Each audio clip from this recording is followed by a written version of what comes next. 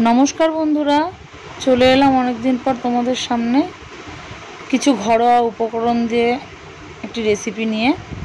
Thumbnail देखे तोमरा बुझतेई पेरेछो जे आज के तुम्हादेर साथे कि शेयर करते चलेछि। तो अनेक दिन धरेई भाबछि घरे एकटु रायता बानाबो। तो सबाई जानो एते आलादाभावे किछु बलार नेই, तबुओ भाबलाम किछु बानाले तो तुम्हादेर साथे शेयर करे थाकी, तो चलो एटाও शेयर करी। तो एखाने शशा पेঁয়াজ टमेटो काँचा लंका निये निয়েছি এবং समस्त उपकरण एकदम कुचि कुचि करे भालोभाবে केटे निয়েছি। আর এই যে একটা বাটিতে দেখছো মশলা, ওখানে একটু ভাজা মশলা নিয়েছি, মানে একটু শুকনো লঙ্কা আর একটু জিরে ভেজে একটু গুঁড়ো করে নিয়েছি। আর এখানে দেখো আমি দই নিয়েছি, আমি দোকানের প্যাকেট দই নিয়েছিলাম।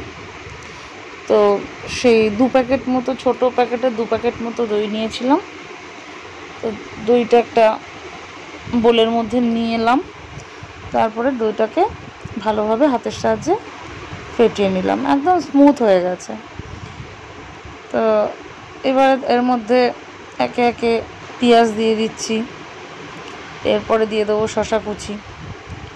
তো তোমরা সবাই ভিডিওটা দেখো, ছোট্ট ভিডিও, কেউ স্কিপ করো না। আর নতুন বন্ধু কেউ দেখে থাকলে, ভালো লেগে থাকলে আমার ভিডিও চ্যানেলটা সাবস্ক্রাইব করে আমাদের পাশে থেকো। তো শসা কুচি দেওয়ার পর কুচনো টমেটো আর কুচনো লঙ্কা দিয়ে দিলাম। আর আমি এখানে 2 রকমের নুনই নিয়েছি, সাদা নুনও অল্প নিয়েছি আর বিট নুনও ব্যবহার করেছি। দিয়ে দিলাম সামান্য চিনি, এখন বিট লবণটা অল্প দিয়ে দিচ্ছি। আর ওই যে ভাজা মশলা গুঁড়ো করে রেখেছিলাম প্রথমেই বললাম, সেটা দিয়ে দিলাম।